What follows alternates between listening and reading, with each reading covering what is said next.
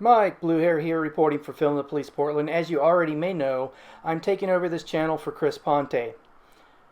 Well, today I was going through some of my archival footage from last year, and there was a very large Occupy ICE protest out here at a nice building, and I had this conversation with this fellow named Russell, and basically it's something I wanted to share with the audience, so I hope you guys enjoyed this conversation. And this is something that's not very characteristic of what you will see at the right versus left battle royale riot, waiting to happen type protest that you see most of the time in the summer here in Portland.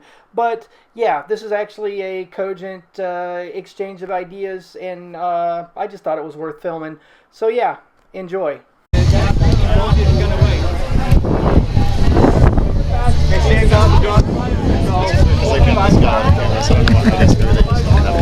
you're gonna kick it. Why are you gonna kick it? Why? Any number of reasons, but since you may be on the right... Have you ever tortured a real animal before? No. That's good.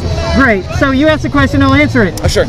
Okay, so since I'm going to take a wild stab in the dark and guess you lean right? I am in the center. Okay, right on. So you're a centrist. Well, a centrist may appreciate this. The Oregon Constitution says no group shall have any rights or privileges over any other group. But these motherfuckers have a law enforcement officer's Bill of Rights. So when they're investigated, they get a completely different process. Oh, you have no idea how their process works. Oh, yes, I do. And they have qualified immunity.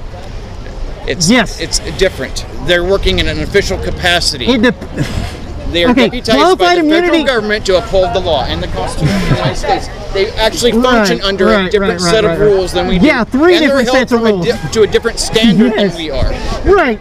And that standard is not higher. No, they have less freedom than we do because they cannot do the same stuff that we do, or they lose their privilege in name and their only, in color of law only, in actual practice, it you should be thanking them that they're sacrificing their freedom so you can do what you're doing today. They're sacrificing their freedom? Why, I'm here today because they allow me to be here. They allow you to be here? That's very sad. That's how our system is set up. So have you ever flown a Gadsden flag? Pardon me? Have you ever flown a Gadsden flag? No. Good. They don't allow you to do shit. The fact that you're a sovereign human being and you have agency of self. You're right. That means you have a right to do anything you like as long as you're not hurting anybody else. Exactly. Right. So they don't give you any rights. Your rights are inalienable to you because you exist. Okay? But their whole purpose is to enforce law when your rights infringe on somebody else's rights. That's in name only, in practice not so much, man. It's a shady gray line. Nothing's perfect. I agree with you there. That's where we agree. And I'm sorry if you think I'm yelling or being aggressive. I don't mean to. Talk through a mask. Right, I'm trying to talk through a gas mask, and it's difficult. It's fine. Right. I have respect for you. Yeah, it's okay. As well, man. No worries. Thanks for having a conversation. No problem. As opposed to all the douchebaggery that happened on the 30th, because I don't like to see that kind of violence. I'm not a fan. I'm not a fan of the violence. It comes from both directions, It does. What I saw was a mutual combat type situation. You're right, it was. And I have a really bad fear that it's going to get repeated on the 4th.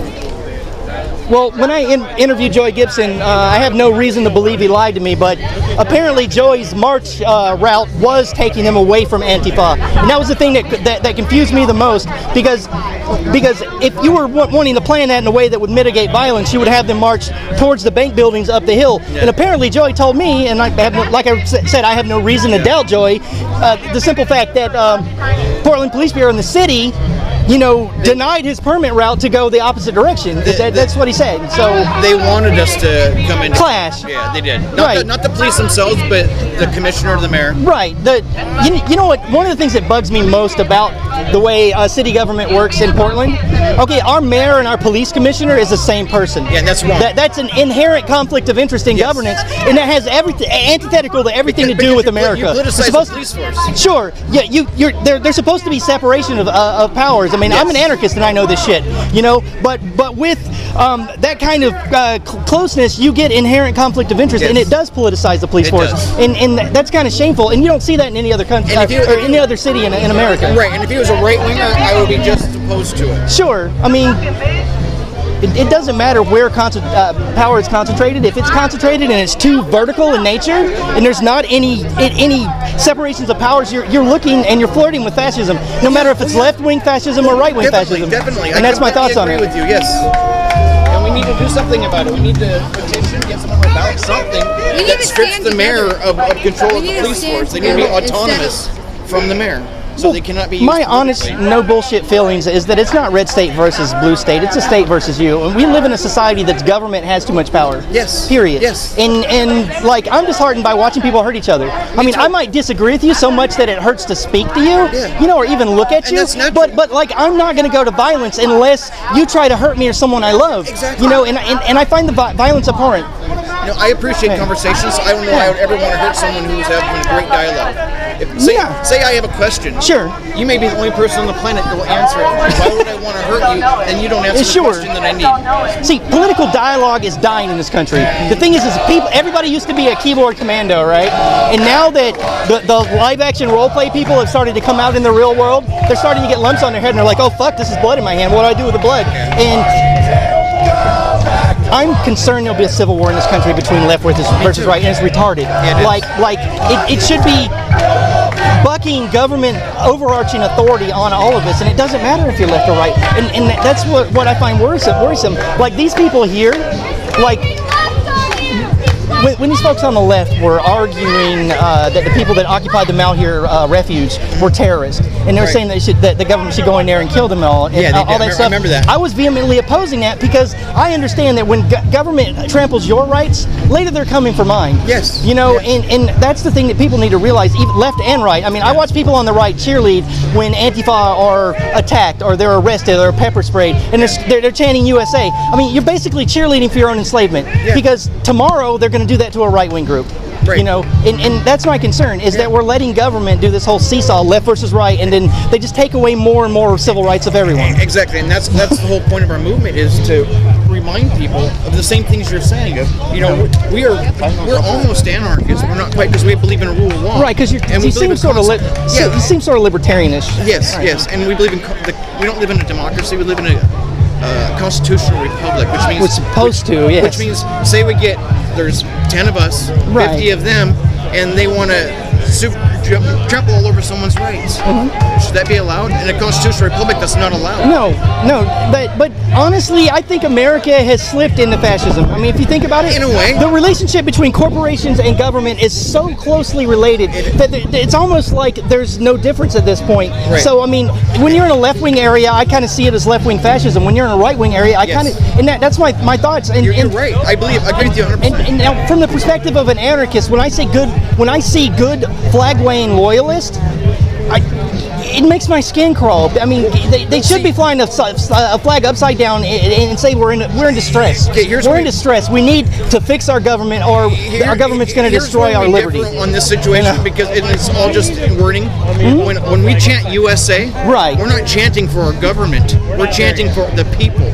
We are the government. We're the people. We're a constitutional republic. It's we the people, for the people, by the people. And you're right.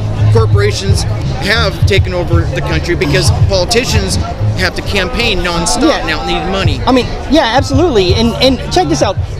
This is why the military-industrial complex will always have a foothold, and they'll always be able to manipulate government. Because if you look at any large, any fighter plane or any large government contract, a small piece of that piece of military hardware gets made in almost every state. That way, congressmen have people knocking on their door, beating their door down, saying, "Hey, don't take our jobs." So what they do is they use that as leverage to always have a corporate manipulation of our government, and it's just one aspect. I mean, there's the green revolution, biofuels and windmills and solar farms. They all have the same kind of crap going on, and that's how these corporations are going to perpetually chip away at all of our liberties. And you are completely right. So we need to solve it at that level. But where I come from, my understanding is, because I work in the military-industrial complex, right on, is the fact that it keeps everybody busy, and it's people make a living. And it's just great.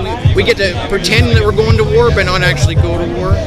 and it keeps a lot of people working and people having fun flying jets and do whatever they do, driving tanks. But we don't kill anybody. We don't have to go to war with anybody. We're at peace with everybody. What, right now? Our country? No, that's the goal. Oh, that's the goal. That's your sentiment. Okay. I appreciate the conversation. My name's Mike Bluehair. Russell. Nice to meet you, Russell. But I'm going to cover that because it looks like people are getting in Joey Gibson's face, and I want to cover the stuff. But I appreciate you being smart and wise enough to engage with me in conversation. Thank you. Thank you too. Yeah, man. I'll put this video up on Mike Bluehair on YouTube. So yeah, Mike Bluehair, you'll see it. Nice. And I won't edit anything out, and it'll just be. I never do that. I always, when I have conversations or interviews, I put everything up. Gotcha. You know. Gotcha. You have a good day. You too, man. I will.